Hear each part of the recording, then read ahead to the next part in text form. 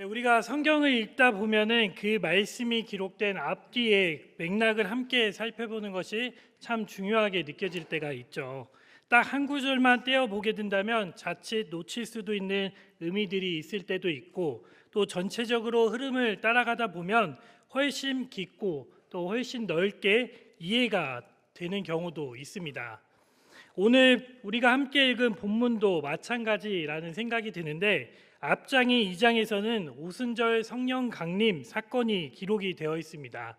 제자들은 성령의 충만함을 받았고 또 담대히 복음을 전하며 교회가 세워지는 놀라운 역사가 시작되었습니다. 그리고 오늘 본문에서는 성령의 역사가 일어난 이후에 첫 번째 기적이 기록이 되어 있습니다. 우리에게도 첫 번째 경험은 참 오래도록 기억에 남습니다. 저에게도 여전히 생생하게 기억이 남는 첫 번째 경험을 꼽자면, 다들 운전면허를 가지고 있으시죠? 네, 저만 있는 걸로 하겠습니다. 네, 운전면허를 따기 위해서 그 시험장에 갔을 때 그 기억이 참 긴장이 되는데, 지금 이 자리에 선 그 긴장감과 동일한 것 같습니다.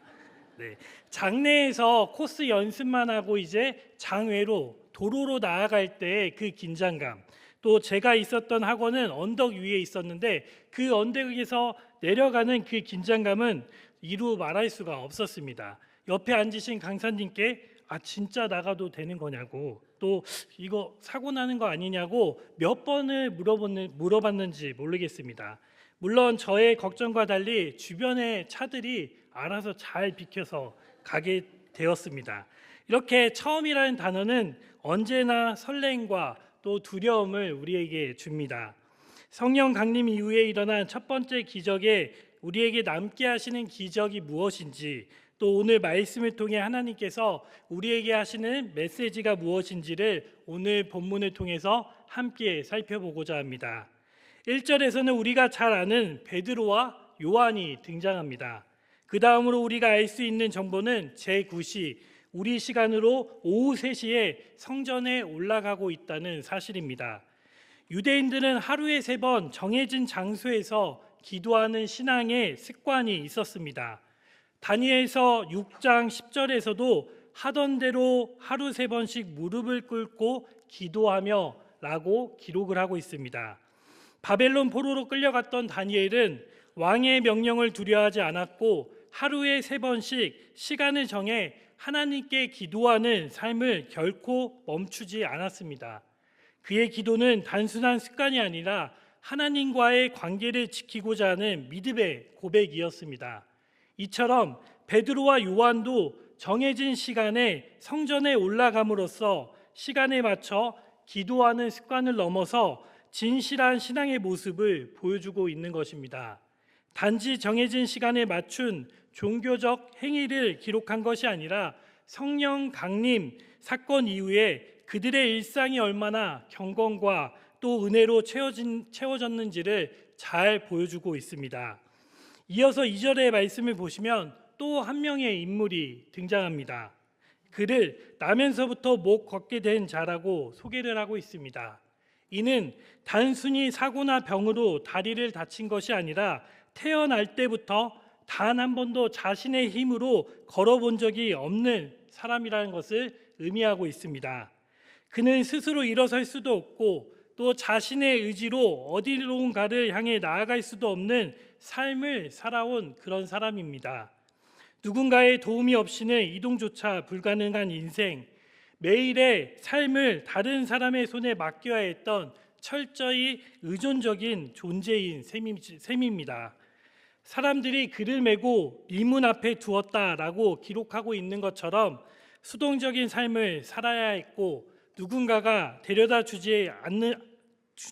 주느냐에 따라 앉을 자리가 정해지고 또 누군가의 눈길을 주느냐에 따라 하루의 희망이 결정되는 그런 삶이었습니다. 이처럼 의지와 선택의 자유가 없이 반복된 삶은 참으로 단조롭고 또 고됐을 것입니다. 그는 사람들의 발걸음이 끊임없이 오가는 성전 문 앞에서 앉아 하루 종일 손을 내밀며 무심한 시선과 또 냉랭한 외면을 견뎌야 했습니다. 가끔 던져지는 동전이 있다면 감사한 일이지만 대부분 그를 보는 시선은 비난이 섞이거나 지겨운 무관심이 그의 곁을 스쳐 지나갔을 것입니다. 몸은 늘 한자리에 머물러 있었고 마음은 사람들의 평가와 외면 속에서 점점점 무가치한 존재로 남겨졌을 것입니다. 사도행전 4장 22절에서는 이 표적으로 병 나은 사람은 40여 세가 되었더라라고 기록하고 있죠. 다시 말해서 그는 무려 40년이 넘는 세월을 그러한 시선과 현실 속에서 살아야 했던 것입니다. 그렇게 긴 시간 동안 어쩌면 그는 스스로 내 인생은 원래 이런 거지, 내 인생은 절대로 바뀌지 않을 거라라고 되뇌기며 체념 속에서 살아갔을 것입니다. 그의 삶은 단순한 신체적 장애를 넘어서 나는 아무것도 할 수 없다라는 깊은 무력감과 자존감의 상실로 가득 차 있었을 것입니다. 많은 사람들 틈에 있었지만 늘 소외되고 또 고립된 외로움 속에서 살아가야만 했습니다. 그는 날마다 성전 문 앞에 앉아 있었지만 정작 성전 안으로는 한 번도 들어가 본 적이 없었습니다. 하나님과 매우 가까운 거리에 있었지만 그 은혜를 전혀 누리지 못한 채 살아간 영적으로도 멀어진 존재라고 말할 수 있습니다. 말씀을 묵상하다 보니 문득 이런 생각이 들었습니다. 어쩌면 40년 동안 걷지 못한 이 사람의 모습이 오늘을 살아가는 우리의 모습일 수도 있겠다라는 것입니다. 겉으로는 너무나도 멀쩡히 살아가는 것처럼 보이지만 마음 깊은 곳에서는 오랫동안 제자리에 멈춰진 채 살아가고 있는 것은 아닐까. 경제적인 어려움, 또 갑작스러운 건강 문제, 자녀의 진로와 또 학업에 대한 염려, 무너진 가족 관계와 또 부모와의 갈등, 직장 안에서의 겪는 스트레스와 불안, 그리고 우리도 모르게 내려앉은 자존감과 자책감, 그리고 우울감, 이런 문제들 앞에서 우리는 점점 움츠러들고 나는 안 된다, 나의 삶은 바뀌지 않아 라는 패배감에 묶여 있지는 않습니까? 이 시간 예배 자리에 나와 있고 함께 찬양을 부르고 말씀도 듣고 있지만 우리의 시선은 여전히 문제들 안에 갇혀 마음은 하나님이 아닌 현실의 높은 벽만을 바라보고 있지는 않습니까? 베드로와 요한과 함께 성전 문 앞에 있었던, 그러나 전혀 다른 곳을 바라보고 있었던 그 걷지 못한 사람처럼 말입니다. 기도는 하고 있지만 하나님이 정말 내 문제에 개입하실 수 있다는 기대감 없이 그저 의무감으로 이 자리를 채우고 있지는 않습니까? 어쩌면 우리는 예배의 자리에 나와 있지만 마음은 여전히 문제 앞에 주저앉아 있는 것은 아닐까라는 생각을 해봅니다. 걷지 못하던 자는 단순히 육체의 문제뿐만 아니라 그 삶 전체가 나는 원래 이렇다, 이건 바뀌지 않는다 등의 깊은 절망 속에 묶여 있었을 것입니다.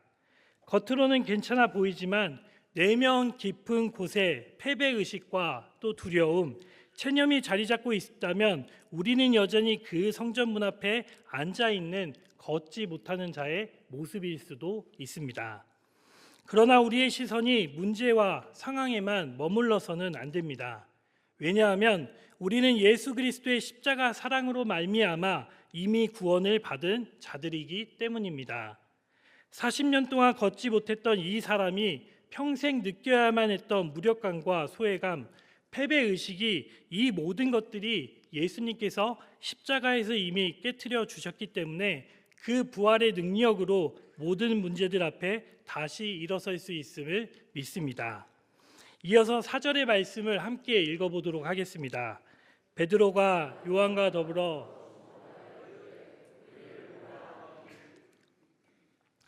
여기에서 사용된 주목하여라는 표현은 헬라어 언어로 아테니조입니다.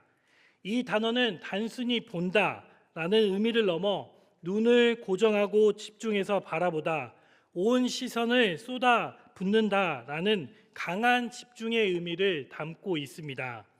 이 시선이 여러 방향으로 분산된 상태가 아니라 모든 주의를 한 대상에게 쏟으며 마치 오랜 동안 찾고 있던 누군가를 마침내 발견했을 때 그에게 시선을 붙들어 매듯 바라보는 상태를 의미합니다. 성경에서도 이 단어를 주로 매우 중요한 장면을 사용할 때 사용했는데, 사도행전 1장에서는 제자들이 예수님의 승천의 모습을 보고 주목하여 바라보았다라고 기록이 되어 있고, 또 사도행전 7장에서는 스데반이 순교 직전에 하늘을 주목하여 하나님의 영광을 바라보았다라고 기록이 되어 있습니다. 이처럼 아테니조, 주목하다는 단순한 시각적 행위가 아니라 하나님의 역사가 시작되는 자리에서 드러나는 영적인 시선입니다. 따라서 베드로와 요한이 그 걷지 못한 사람을 주목했다는 것은 그저 그를 힐끗 바라보는 연민의 눈길이 아니었다는 것입니다. 그들의 시선은 성전을 지나며 불쌍히 여기는 수많은 시선 중 하나가 아니라 성령의 인도하심 속에 그의 존재에 깊이 집중하고 그 안에 감추어진 하나님의 뜻을 바라보는 시선이었다는 것입니다. 그 시선은 무관심의 시선이 아닌 회복을 준비하는 시선이고, 또 동정의 눈빛이 아닌 믿음으로 일으켜 세울 눈빛이며 하나님의 일하심을 기대하는 시선, 그리고 그 사람을 불쌍한 존재로만 보지 않고 하나님의 회복의 대상으로 바라보는 믿음의 시선이라고 할 수 있습니다. 그리고 이 시선은 곧 우리를 보라라는 베드로의 말로 이어집니다. 이 말은 단순한 요청이 아니라 그가 지금까지 바라보았던 세상의 시선을 이제는 바꾸라는 도전이기도 합니다. 사람들에게서 동정을 구하며 살았던 그의 눈이 이제는 하나님께 향할 수 있도록 초대하고 있는 것입니다. 하지만 본문 3절과 5절의 말씀을 보시면 걷지 못하는 사람의 시선은 분명 하나님을 향하고 있지 않았습니다. 그는 단지 성전을 오가는 사람들 중에 누군가에게 무언가를 얻을 수 있을까 하는 현실적인 기대의 눈빛을 보내고 있습니다. 5절의 말씀에서 그가 무엇을 얻을까요? 바라보거늘 이라는 표현을 하고 있듯이 그의 시선은 하나님의 능력이나 구원의 가능성이 아닌 은과 금과 같이 당장 오늘 하루를 살아갈 수 있게 해줄 현실적인 도움에 고정이 되어 있는 것입니다. 저 역시 걷지 못하는 자의 시선이 어떤 것인지를 너무나도 잘 알고 있습니다. 제가 불가리아에서 2년 동안 단기 선교사로 있었을 때 저는 그때 청년 선교사로 어떤 후원 교회나 단체가 없이 안정적인 지원이 없이 자비량으로 사역한 적이 있습니다. 그러던 어느 날 한국에서 비전 트립 팀이 방문하게 되었고 약 2주라는 시간 동안 저는 오시는 분들을 정말 최선을 다해 섬기기로 마음을 먹었습니다. 정말 순수한 마음으로 오시는 분들에게 하나라도 더 섬겨드리기 위해 애썼고, 그들과 함께하는 시간은 위로의 시간이었고 또 은혜의 시간이었습니다. 그런데 어느 순간 저도 모르게 제 안에 기대하는 마음이 조금씩 자라나고 있었습니다. 혹시 이 일정이 끝날 쯤에 또 한국으로 돌아갈 때 가지고 있던 달러나 유로화를 주고 가지 않을까, 또 나의 마음과 수고를 알아주진 않을까, 정말 순수하게 섬기고자 했던 마음에는 어느 순간부터 사람을 바라보는 시선이 슬며시 제 마음을 차지하게 되었고, 위로와 그리고 은혜의 시간은 점점 섭섭함으로 변하게 되었습니다. 저는 이 마음을 가리켜 조금 과감하게 영적인 구걸이라고 표현하고 싶습니다. 마치 오늘 본문에 등장하는 걷지 못하는 사람이 베드로와 요한에게 기대했던 마음처럼 저 또한 누군가에게 무언가를 얻고자 하는 마음이 제 안에서 자라나고 있었던 것입니다. 그런데 이 마음이 저만의 경험은 아니라는 생각이 듭니다. 오늘 이 자리에 나온 우리에게도 어쩌면 비슷한 경험이 있지 않을까라는 생각이 듭니다. 분명히 예배를 드리러 나왔지만 하나님을 바라보기보다는 사람을 의식하고 또 말씀을 기대하기보다는 오늘 나에게 어떠한 유익이 있을까라는 생각을 하기도 하며, 또 기도 중에 사람의 인정과 반응을 바라는 우리의 모습을 바라보게 됩니다. 예배 자리에 와 있지만 시선은 여전히 하나님이 아닌 사랑과 상황, 또 유익과 조건을 향하고 있는 우리에게도 오늘 본문의 메시지는 동일하게 던져집니다. 그의 시선을 붙드신 하나님께서 우리의 시선도 다시 하나님께로 돌리시기를 원하신다는 것입니다. 바로 이때 이 영적인 구걸을 깨뜨리는 베드로의 외침이 들려옵니다. 함께 6절의 말씀을 읽어보도록 하겠습니다. 베드로가 이르되 은과 금은 내게 없거니와 내게 있는 이것을 내게 주노니 나사렛 예수 그리스도의 이름으로 일어나 걸으라 하고, 베드로는 다른 여지를 주지 않고 은과 금은 내게 없거니와 라고 단호하게 외칩니다. 이 말은 단순히 돈이 없다라는 뜻을 가리키고 있는 것이 아닙니다. 지금까지 내가 기대하고 있는 방식으로는 내가 너에게 아무것도 해줄 수 없고 이제부터 진짜 필요한 것도 아니다라는 뜻을 포함하고 있습니다. 그리고 이어지는 말은 더욱 중요합니다. 내가 있는 이것을 내게 주노니 나사렛 예수 그리스도의 이름으로 일어나 걸으라. 이 말 속에는 인간의 기대와 한계를 뛰어넘는 복음의 능력과 회복의 선언이 선포된 것입니다. 걷지 못하는 사람은 은과 금을 기대했지만 하나님은 그에게 예수님의 이름으로 일어서는 새 삶을 주시기를 원하십니다. 눈에 보이는 하루를 먹고 사는 현실적인 필요가 아니라 삶 전체를 회복시키는 능력이 그에게 임하기를 간절히 소망합니다. 우리는 때때로 하나님 앞에 나와 은과 금을 구하며 살아가지만 하나님은 우리의 시선을 들어 예수님의 이름을 바라보게 하시고 또 우리를 일어나 걷게 하시는 분이라는 사실을 잘 알고 계실 것입니다. 진짜 필요한 것은 더 많은 자원이나 더 나은 환경이 아니라 예수 그리스도의 이름 안에 있는 생명과 회복의 능력입니다. 저는 말씀을 준비하면서 오늘의 말씀을 묵상하고 또 묵상하는 가운데 정말 부끄러운 저의 자신을 발견하게 되었습니다. 수없이 말씀을 전하는 자리에 섰고 또 예수님의 이름이 권세가 얼마나 크고 놀라운지도 익히 알고 있지만 제가 아는 분 앞에서는 아무런 반응을 하지 못했습니다. 그분은 현재 온몸에 암이 퍼져서 하루하루를 버티기 힘든 상황에 계십니다. 그분을 위해 기도하면서 제 입에서는 나사렛 예수 그리스도의 이름으로 회복될 것을 선포하는 게 쉽지가 않았습니다. 선포한다고 한들 당장 암세포가 사라지지 않을 것을 현실 앞에 제 스스로 과연 이 말이 그분에게 위로가 될까? 헛된 희망을 주지는 않을까라는 생각이 더욱 컸습니다. 하지만 돌이켜보니 그런 생각조차도 제가 상황을 판단하고 믿음보다 현실을 앞세운 태도였다는 것을 말씀을 통해 깨닫게 되었습니다. 어쩌면 그분에게는 나사렛 예수 그리스도의 이름으로 라는 이 한마디의 선포가 그 어떤 말보다 더 큰 위로와 소망, 또 하나님께서 여전히 함께 하신다는 믿음의 고백이 될 수 있었을 것입니다. 현실의 무게 앞에서 예수님의 이름을 담대히 선포하기보다 어느새 문제에 익숙해지고 기대 자체를 포기한 채 살아가고 있지는 않습니까? 어차피 안 될 거야. 이건 기도해도 삶은 변하지 않을 거야. 라는 마음으로 결국에는 하나님의 약속보다 우리의 경험과 생각을 더 믿으며 살아가고 있지는 않으십니까?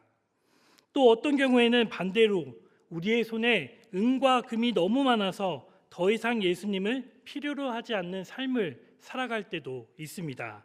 모든 것이 평안하고 또 수입도 안정되어 있으며 자녀들도 무탈하게 자라고 주변 사람들에게도 인정받고 있을 때 우리 마음 깊은 곳에서는 나는 지금 잘 살고 있으니까 굳이 예수님을 붙들지 않아도 괜찮아 라고 생각할 때도 있습니다. 눈에 보이는 안정과 만족이 예수님을 향한 갈망을 무디게 만들고 또 어느새 우리는 기도보다 계산, 또 말씀보다 방법, 예수님의 이름보다 우리의 능력과 자산을 더 선호하게 될 때가 있습니다. 예수님의 이름을 붙들지 못하는 이유가 은과 금이 없어서가 아니라 오히려 너무 많아서 예수님의 이름을 외면하고 살아가는 모습이 우리 안에 있을 수도 있습니다. 하지만 우리는 현실의 무게를 이길 수 있는 힘도, 또 무너진 삶을 다시 세울 수 있는 능력도 오직 예수 그리스도의 이름 안에 있다는 것을 너무나도 잘 알고 있습니다. 그러나 삶의 무게가 무거워 그 은혜가 점점 희미해지고 또 기도에도 변하지 않는 현실 앞에 조금씩 그 기대를 내려놓게 됩니다. 그런 우리를 향해 주님은 오늘 다시 부르십니다. 그 이름의 능력을 기억하라. 그 이름을 다시 붙들라. 그리고 그 이름으로 다시 일어서라. 희미해진 믿음이 다시 타오르고 무뎌졌던 심령이 다시 깨어나며 나사렛 예수 그리스도의 이름으로 지금 이 자리에서 다시 붙들고 나아가는 저와 여러분들이 되시기를 주님의 이름으로 축복합니다. 함께 7절의 말씀을 이어서 읽도록 하겠습니다. 오른손을 잡아 베드로는 나사렛 예수 그리스도의 이름으로 일어나 걸으라 라는 믿음의 선포를 한 뒤 거기서 멈추지 않습니다. 그는 말한 대로 믿었고 또 믿음대로 행동으로 옮깁니다. 곧바로 그 사람의 오른손을 잡아 일으켜 세웁니다. 그저 말로 끝날 수도 있었지만 베드로는 자신의 고백을 구체적인 행위로 이어갑니다. 일어나라는 외침이 내가 너를 일으키겠다는 실천으로 이어질 때 그 안에서 하나님의 능력이 실제로 역사하기 시작합니다. 이처럼 참된 믿음은 단지 말로만 외치는 것이 아니라 손을 내밀어 함께 일으키는 사랑의 실천으로 이어질 때 그 순간 기적의 자리가 됩니다. 베드로의 손길이 40년 동안 한 번도 스스로 서본 적이 없었던 사람의 손과 맞닿았을 때 그의 발과 발목에 힘이 생기며 그는 마침내 일어서게 됩니다. 이어서 8절에서 10절의 말씀을 보시면 지금까지의 모든 과정의 결과가 어떻게 나타났는지를 구체적으로 기록하고 있습니다. 40년이라는 긴 시간 동안 묵혀 있었던 문제가 해결되었으니 그 기쁨이 얼마나 기뻤겠습니까? 그는 단순히 일어나는 것이 아니라 곧 일어나서서 걸으며 그들과 함께 성전으로 들어가면서 걷기도 하고 뛰기도 하며 하나님을 찬미합니다. 그의 삶의 방향이 180도 바뀌게 된 것입니다. 그 사람은 베드로와 요한을 만나기 전까지 소망이나 희망이라는 단어를 생각해 볼 조차도 없었습니다. 늘 누군가의 도움을 받아야 했고 또 성전 문 앞에서 올 수는 있었지만 성전 안으로는 들어갈 수 없는 삶이었기 때문에 내가 만약 걷게 된다면 어떤 삶을 살지 구체적으로 계획을 해볼 수는 없었을 것입니다. 하지만 만약 그가 정말로 회복 이후의 삶을 상상해 보았다면 가장 먼저 무엇을 하고 싶었겠습니까? 두 다리로 돈을 벌러 가고 또 그동안 먹지 못했던 것들을 먹으며 여행을 가고 싶었을 것입니다. 이와 같은 생각이 당연하다라고 생각이 들 수 있지만 그는 곧장 성전 안으로 들어가 하나님을 찬양합니다. 지금까지는 그 문 앞에만 있었던 사람이 이제는 당당히 성전 안으로 들어가 걷고 뛰며 하나님을 예배하는 모습을 보여줍니다. 그는 회복된 몸으로 곧바로 하나님 앞으로 나아간 것입니다. 진짜 회복은 몸이 나은 것이 전부가 아니라 하나님께 나아가는 삶으로 이어질 때 완성된 것임을 보여주는 장면입니다. 사랑하는 연동의 가족 여러분, 우리는 오늘 사도행전 3장에 기록된 성령 강림 이후 첫 번째 기적을 함께 나눴습니다. 한 사람의 육체가 회복을 넘어 그의 시선이 바뀌고 삶의 방향이 새로워지는 놀라운 기적을 경험했습니다. 그는 처음에 은과 금을 기대하며 하루하루를 살아갈 수 있는 현실적인 도움만을 쫓아 살아갔지만 하나님은 그에게 은과 금이 아니라 예수 그리스도의 이름을 주시고 그 이름이 그의 삶 전체를 일으켜 세우셨습니다. 이것이 초대교회에 주어진 첫 번째 기적입니다. 하나님은 교회를 은과 금이 아니라 예수님의 이름에 위에 세우신다는 것과 또 하나님의 백성은 세상의 도움보다 예수님의 능력으로 살아가야 한다는 것을 첫 번째 기적을 통해 보여주셨습니다. 우리 역시 교회와 삶에도 여전히 해결해야 할 문제들이 참 많이 있습니다. 경제적 어려움, 또 관계의 갈등, 건강 문제, 마음속의 두려움과 열등감. 그래서 우리는 자꾸 현실을 바라보며 내게 필요한 것은 은과 금이다라고 외칩니다. 하지만 하나님은 오늘 우리에게 그 시선을 현실에서 거두고 나를 바라보아라. 너를 일으킬 능력은 상황에 있지 않고 나사렛 예수 그리스도의 이름 안에 있다라고 말씀하십니다. 새롭게 시작하는 한 주, 이미 우리가 알고 있는 나사렛 예수 그리스도의 이름의 능력으로 살아가시고 또 무너져 내린 삶의 자리에서 마음이 일어나시며 낙심한 자리에서 다시 걸으시기를 소망합니다. 예배의 자리에서 또 기도의 자리에서 다시 하나님을 바라보고 만나게 되기를 원합니다. 여전히 은과 금은 부족할 수 있지만 예수님의 이름은 우리 안에 있습니다. 그 이름이면 충분하다는 사실을 다시금 우리의 삶 속에서 경험하며 예수님의 이름으로 우리의 교회와 가정을 세우며 예수님의 이름으로 다시 믿음의 길을 걷는 저와 여러분이 되시기를 주님의 이름으로 소망합니다. 함께 기도하도록 하겠습니다. 하나님, 오늘도 말씀을 통해 우리의 마음을 비추어 주시고 다시 예수님의 이름을 붙들게 하심에 감사를 드립니다.